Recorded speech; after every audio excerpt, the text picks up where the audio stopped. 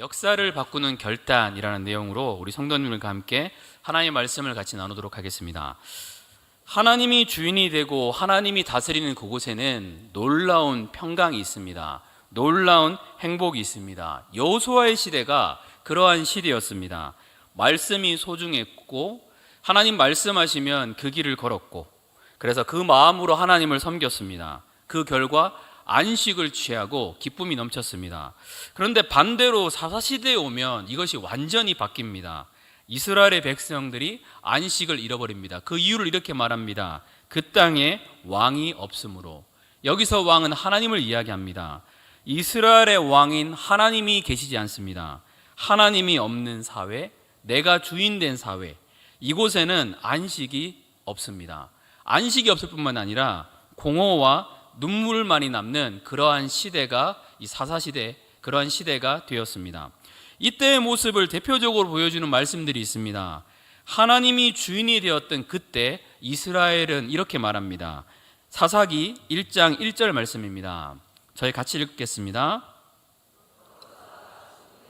이스라엘 자손이 여호와께 여쭈어 이르되 우리 가운데 누가 먼저 올라가서 가나안 족속과 싸우리이까. 이스라엘은 하나 되어서 하나님이 주인 되었고 하나님의 평안을 누릴 때는 함께 모여가지고 세상으로 대표되는 가나안 족속과 싸웠습니다. 세상과 싸워서 이겼고 사단과 싸워서 이겼고 그곳 가운데 하나님의 나라를 확장했습니다. 하지만 사사시대, 하나님이 없는 시대, 자기 의견이 옳은 대로 행했던, 자기 소견이 옳은 대로 행했던 그 시대가 되니까 전혀 반대의 상황이 이루어집니다. 사사기 20장 18절 말씀입니다. 같이 읽겠습니다. 이스라엘 자손이 일어나 베델에 올라가서 하나님께 여쭈어 이르되 우리 중에 누가 먼저 올라가서 베냐민 자손과 싸우리이까 하니 여호와께서 말씀하시되 유다가 먼저 갈지니라 하시니라. 그전에는 세상과 싸웠습니다. 그전에는 사단과 싸웠습니다. 그런데 이제는 세상과 싸우는 게 아니라 서로 싸웁니다. 분열되어서 서로가 싸우고 그 나중의 결과는 베냐민 자손을 거의 진멸하다시피 멸망시킵니다. 무려 2만 5,100명이 죽어서 잔인하게 한 지파가 진멸될 만큼 그러한 전쟁을 내부에서 벌입니다. 하나님의 나라를 위하여 나아갈 이스라엘 백성들이 서로 싸우면서 붕괴되는 모습이 이 시대의 모습입니다. 또한 나귀에서 내린 여인으로 대표되는 두 명이 나옵니다. 하나님의 나라가 임했을 때에 이 나귀에서 내린 여인은 당당히 요구합니다. 약자들이 존중을 받는 세상, 그것이 하나님의 나라가 임하는 세상이었습니다. 당당히 요구하고 연약한 자들의 의견이 수용되는 세상, 그것을 사사기 1장 14절 말씀은 우리에게 이렇게 말합니다. 같이 읽겠습니다. 악사가 출가할 때에 그에게 청하여 자기 아버지에게 밭을 구하고자 하고 나귀에서 내림에 갈렙이 묻되 내가 무엇을 원하느냐 하니. 악사가 딸이 아버지에게 요청합니다. 당당하게 요청할 수 있는 하나님의 나라가 임한 시대, 연약한 자들이 대우받고 연약한 자들이 당당하게 자기 이야기를 할 수 있는 시대가 이 시대였는데, 이스라엘이 타락하고 사사시대에 돌아오니까 나귀에 탄 여인은 동일하게 등장하는데, 이 나귀에 탄 여인은 남성들의 폭력에 의해서 희생이 됩니다. 그 모습을 사사기 19장 28절은 우리에게 이렇게 말합니다. 같이 읽겠습니다. 그에게 이르되 일어나라 우리가 떠나가자 하나 아무 대답이 없는지라. 이에 그의 시체를 나귀에 싣고 행하여 자기 곳에 돌아가서. 똑같은 여자분이었는데 약자들이 더 희생되고 더 아파하는 시대가 이 사사시대였습니다. 그래서 이스라엘 백성들의 이 사사시대는 절망의 시대라고 이야기합니다. 그런데 신기한 것은 그 절망의 시대가 바뀌어서 그 이후에 이스라엘에서 가장 영광의 시기인 다윗의 시대로 나아갑니다. 여기에 무엇이 있었던 걸까요? 그렇게 절망의 시기였는데, 그렇게 무너졌던 시기였는데 이것이 어떻게 희망의 시대로 바뀌었던 걸까요? 그 이유를 말해주는 성경책이 있습니다. 그 책이 룻기라는 책입니다. 이 룻기에는 이 절망이 어떻게 희망으로 바뀌었는지 우리에게 잘 말씀해주고 있습니다. 도대체 어떤 말씀이기에 영광의 시대가 이루어졌는지 우리 룻기의 말씀을 통해서 같이 한번 살펴보도록 하겠습니다. 첫째는 하나님께 돌아가는 것이 해결책이라는 겁니다. 룻기 1장 1절 말씀 같이 읽겠습니다. 사사들이 치리하던 때에 그 땅에 흉년이 드니라. 유다 베들레헴의 한 사람이 그의 아내와 두 아들을 데리고 모압 지방에 가서 거류하였는데, 사사들이 치리하던 때에 이스라엘의 백성들이 배교와 불순종으로 살았던 그 시대 가운데 그 땅에 흉년이 듭니다. 이때 두 명의 사람이 등장하는데요. 한 사람의 이름은 엘리멜렉, 한 사람의 이름은 나옴입니다. 엘리멜렉이라는 사람의 이름은 이런 뜻입니다. 나의 하나님은 왕이시다. 나오미는 즐거움이라는 뜻을 가지고 있습니다. 내 삶에 환란이 다가왔습니다. 어려움이 다가왔습니다. 엘리멜렉의 이름처럼 나의 하나님이 나의 왕이시다 고백은 하지만 실제로 어려움과 환란이 다가오니까 이들이 했던 것은 무엇일까요? 도망가는 겁니다. 그 자리를 피하는 겁니다. 믿음의 선배님들은 다 어떻게 했던 걸까요? 어려움과 환란이 다가올 때에 항상 하나님께 나아갔습니다. 하나님의 말씀을 구했고 하나님 안에서 해결하려고 애를 썼는데, 이 엘리멜렉과 나오미의 모습은 그 상황이 들어오니까 바로 도망갑니다. 이름은 거창합니다. 여호와 하나님이 나의 왕이시다. 하지만 실제가 부딪히니까 바로 도망가는 모습을 보여줍니다. 입술의 고백은 거창하지만 실제로는 입술의 고백으로 살아가지가 않습니다. 이들의 선택 가운데 주님은 왕이라고 고백은 하지만 주님이 보이지 않습니다. 내 삶에 유익이 되고 내 삶에 필요가 되면 얼마든지 떠날 수 있는 것이 이때의 엘리멜렉과 나오미의 그러한 모습이었습니다. 겉으로 보기에 모압이 좋게 보였습니다. 겉으로 보기에 좋았던 모압, 거주했던 결과는 무엇이었던 걸까요? 성경은 이렇게 말합니다. 나오미의 남편 엘리멜렉이 죽었다. 그리고 거한 지 10년 즈음에 두 아들 기럨과 말론도 죽었다. 너무나 아픈 인생이었습니다. 피했는데, 하나님 말씀 없이 떠났는데, 하나님 말씀 없이 내 유익을 쫓아서 나아갔는데 그 결과는 좋지 않았습니다. 상황과 환경을 쫓아서 가는 길이 아니라 하나님께 나가야 되는데, 하나님께 나아가지 않고 내 눈에 보이면서 갔던 길 자체는 도리어 더 어려운 길이었습니다. 나오미가 나중에 돌아왔을 때에 19절에 보면 사람들이 묻습니다.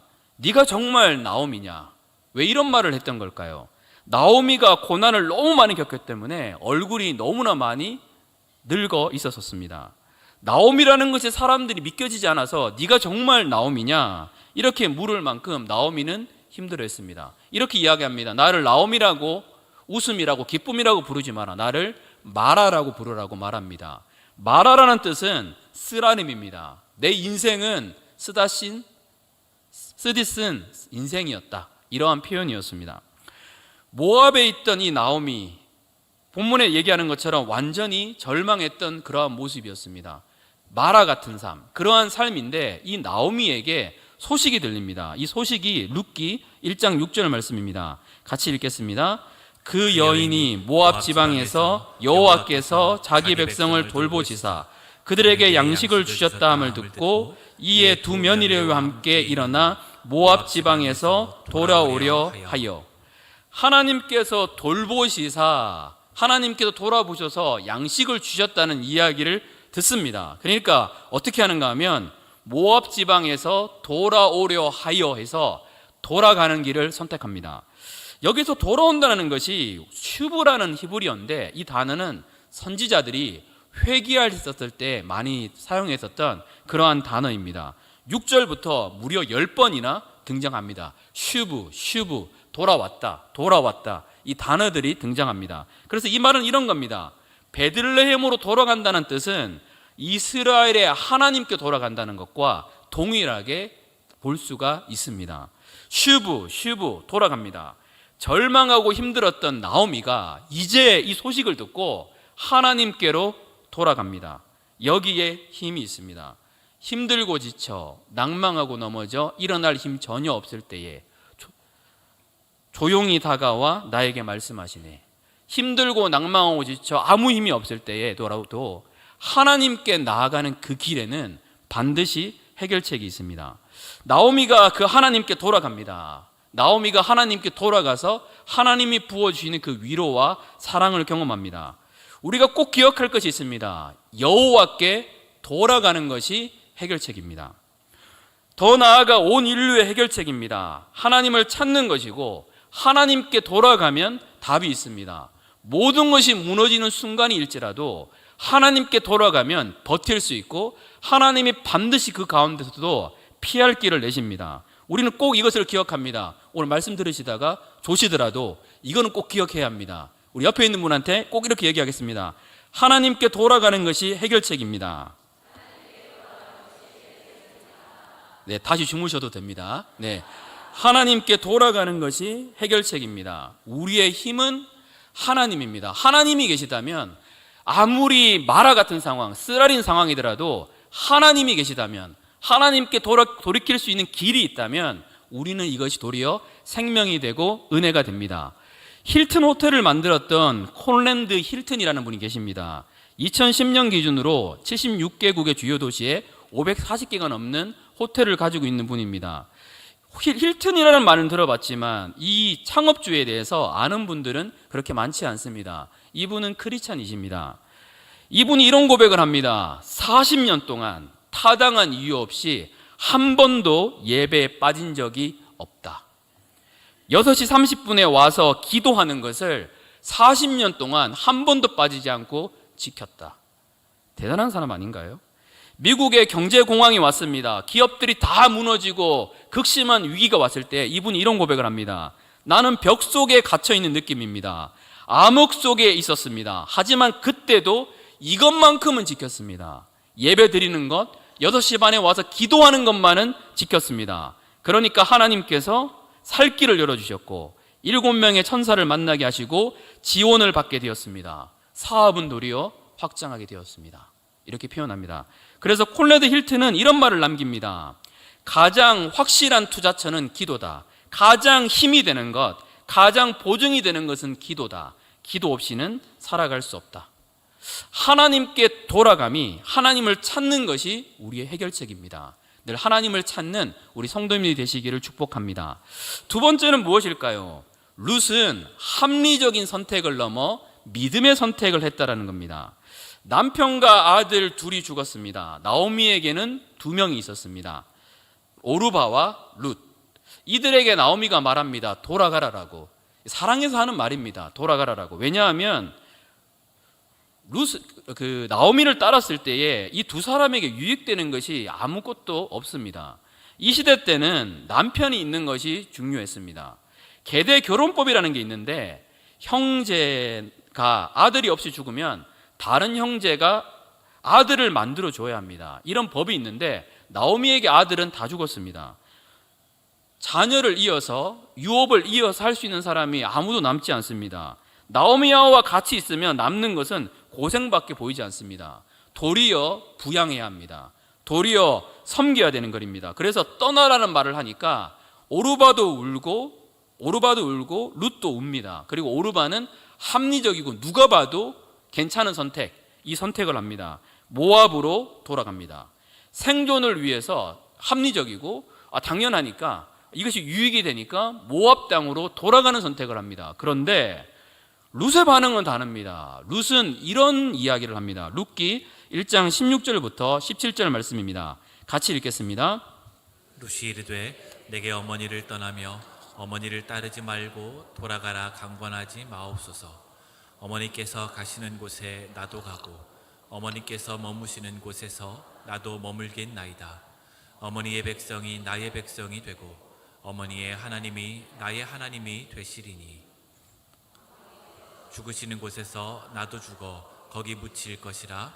만일 내가 죽는 일 외에 어머니를 떠나면 여호와께서 내게 벌을 내리시고 더 내리시기를 원하나이다 하는지라. 아멘. 이거는 윤리적인 고백이 아닙니다. 왜 이런 고백을 룻은 했던 걸까요? 눈에 보이는 합리적인 길을 가지 않겠다, 룻은 고백을 했는데 왜 이런 이야기를 했던 걸까요? 여기 말씀에 포인트가 있습니다. 어머니의 백성이 나의 백성이 되고 어머니의 하나님이 나의 하나님이 되신다. 원어에서는 이것이 명사 형태로 되어 있습니다. 이것을 정리하면 이런 뜻입니다. 이미 어머니의 하나님은 나의 하나님이시다. 이미 어머니의 하나님은 나의 하나님이 되셨다. 신앙의 선택입니다. 상황이 좋고 나쁨이 아니라 나에게 유익이 있고 나에게 손해가 있는 그런 길들이 아니라 룻이 선택한 것은 하나님 때문에 선택한 겁니다. 믿음의 선택입니다. 이곳 가운데 하나님의 스포트라이트가 부어집니다. 이 당시 사사시대 때 나에게 유익이 되지 않으면 섬기지 않고 나에게 유익이 되면 섬기고 그렇게 움직였고 자기 소견에 행한 대로 행하고 하나님이 왕이 되지 않는데 룻은 그 조건과 환경과 유익과 상관없이 하나님 때문에 하나님 말씀이기 때문에 그 길을 선택하며 나아갔습니다. 그래서 총신대학교에 김지찬 교수님이라는 분은 이런 이야기를 합니다.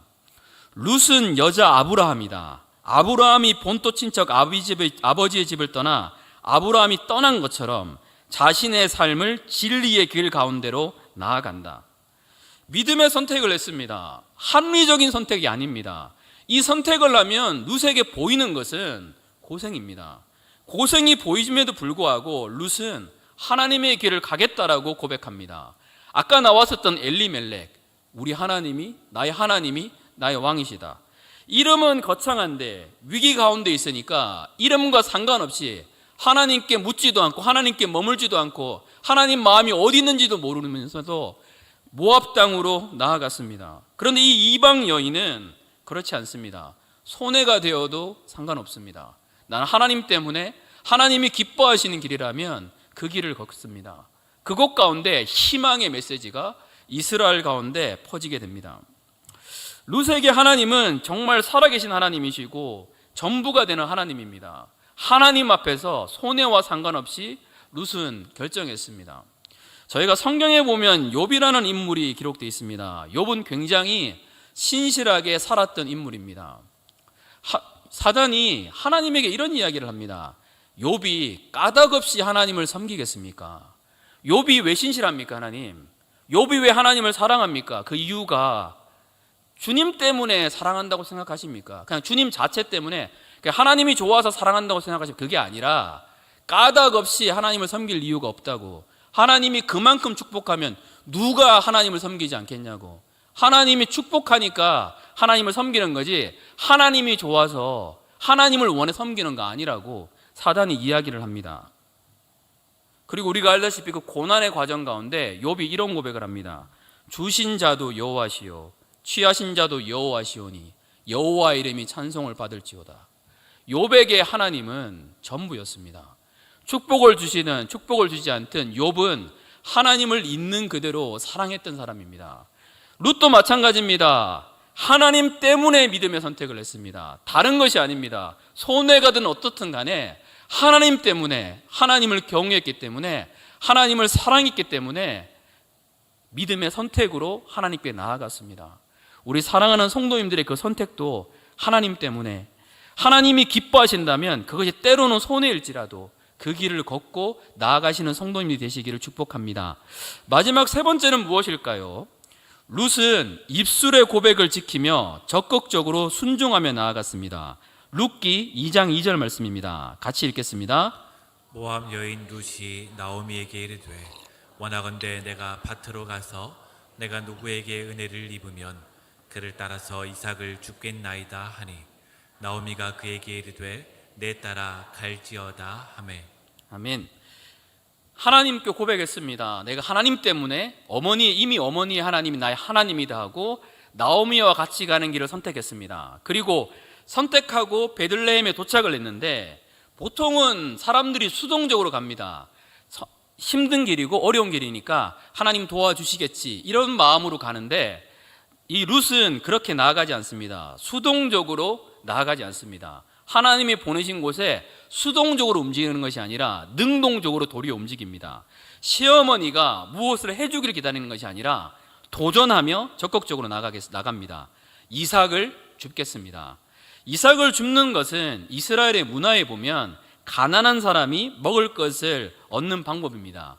레위기와 신명기에 기록되어 있는데 가난한 사람이 먹을 것을 얻는 방법인데 계속 이렇게 허리를 굽혀야 되고 또 이삭이 없는 경우도 있기 때문에 이 과정은 쉽지가 않습니다. 허리가 굉장히 아픕니다.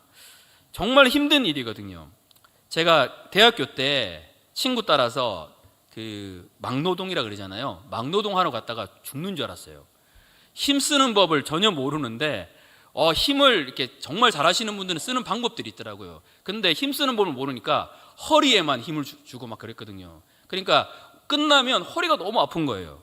그 나중에 일 잘하시는 분들은 이러한 방법들이 있겠다 이 생각들이 들더라고요. 저는 지금도 그 상하차 알바해가지고 계속 이렇게 나르시는 그런 분들 정말 존경스럽더라고요. 아직도 힘 쓰는 법을 잘 모르겠어요. 근데 그렇게 하면 그 과정이 정말 쉽지가 않거든요. 근데 이 여인은 이 과정들을 계속적으로 걷습니다. 하나님의 뜻 가운데 순종했을 때 장밋빛 미래가 펼쳐지는 것이 아니라 가서 계속 이삭을 줍고 계속 힘든데도 불구하고 자신이 말했던 그 고백을 끝까지 지킵니다.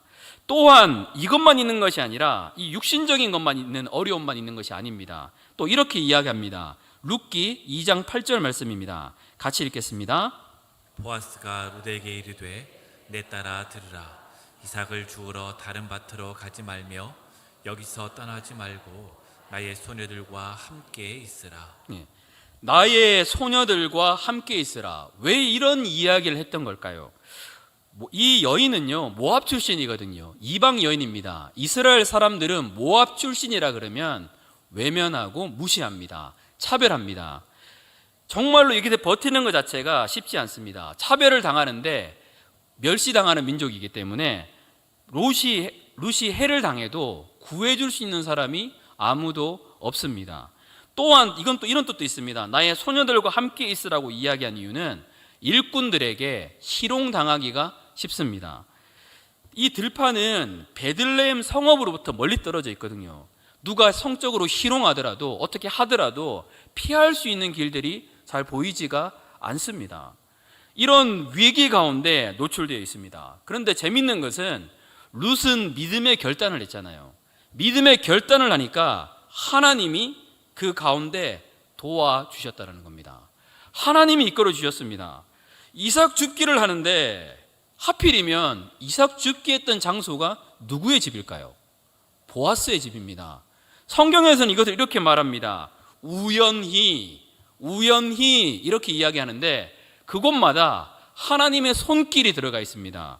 우연히 보아스의 집에 가고 우연히 보아스의 밭에 가고 하나님의 섭리 가운데 그렇게 나아갈 수가 있었습니다. 하나님의 도우심으로 룻은 계속 하나님의 부르심을 이루며 나아갔습니다. 하나님은 일상적인 방법으로 역사할 때가 많습니다. 어떠한 상황에서 사람들을 보내고 어떠한 누군가를 만나게 하고 지혜를 주시고 이끌어 주실 때가 많이 있습니다. 어떠한 꼭 기적만을 경험한다 그래가지고 하나님의 살아계심을 느끼고 체험하는 것은 아닙니다. 우리의 진짜 큰 은혜는 우리의 살아가는 삶 자체가 예수님이 나를 사랑하시고 죽으셨던 이 은혜 자체가 정말 나에게 베푸신 가장 큰 은혜구나, 이걸 깨닫고 감사하며 살아가는 것입니다. 우리의 삶 가운데 하나님의 은혜는 우리의 일상 가운데 늘 주어지고 있습니다. 우리의 눈이 넓어지고 커지게 되면 하나님이 우리에게 부어주시는 이 은혜를 발견하게 됩니다. 상황과 환경이 아니라 나의 유익이 아니라 하나님이 보시기에 아름다운 선택을 한 룻. 이 룻에게 하나님의 스포트라이트는 주목되기 시작하고 그리고 그 이후에 이스라엘의 역사는 완전히 달라지게 됩니다. 하나님은 이 이방 여인 룻을 너무나 사랑하셨습니다. 그를 성경에 기록했고 그를 통하여 예수 그리스도가 오십니다. 룻기 4장 21절부터 22절 말씀입니다. 같이 읽겠습니다. 살몬은 보아스를 낳았고 보아스는 오벳을 낳았고 오벳은 이새를 낳고 이새는 다윗을 낳았더라. 아멘. 이새는 다윗을 낳았더라. 보아스는 오벳을 낳았고 오벳은 이새를 낳고 이새는 다윗을 낳았더라.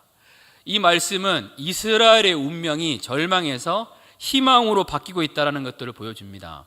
이 룻을 통하여 하나님이 이끄셨던 다윗이 태어났고 다윗을 통하여 하나님 나라가 이루어지고 또 그 이후에는 예수 그리스도가 이 땅에 오시게 되었고 예수 그리스도를 통하여 하나님의 나라, 진짜 소망, 진짜 이스라엘의 등불 되시는 예수 그리스도가 이 땅에 오셔서 이스라엘을 회복하면서 이 이야기는 끝이 납니다.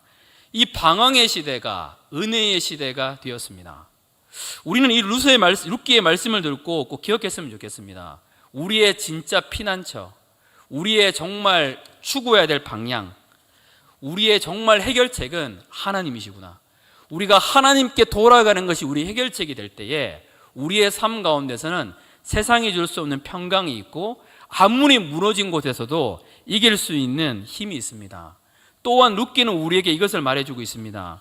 상황과 환경이 좋아서 하나님을 따르는 것이 아니라, 하나님이 주신 선물 때문에 하나님을 따르는 것이 아니라, 하나님이 좋아서, 하나님의 있는 모습 그대로가 좋아서 하나님을 따를 때에 룻에게 부어졌던 이 스포트라이트가 우리에게도 동일하게 부어집니다.